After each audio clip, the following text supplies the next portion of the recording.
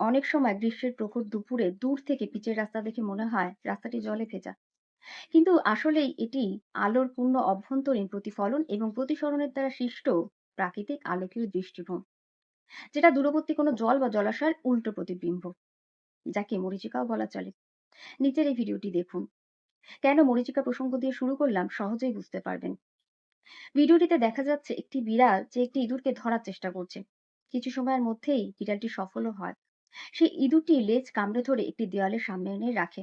ইঁদুরটি ভাবে তার প্রাণ সংশয়, তো প্রাণ বাঁচাতে সে পালানোর চেষ্টা করতে থাকে। বিড়ালটি ইঁদুরটিকে কিছুতেই যেতে দিতে চায় না, যেন বলে ওদিকে যাস না। কিন্তু ইঁদুরটি পালাতে ব্যস্ত। সে তারের জালের অপর প্রান্তে ছুটে পালিয়ে যায় এবং নিমেষে একটি মোরগ এসে ইঁদুরটিকে শিকার করে নেয়। বিষয়টি ভীষণই দুঃখজনক।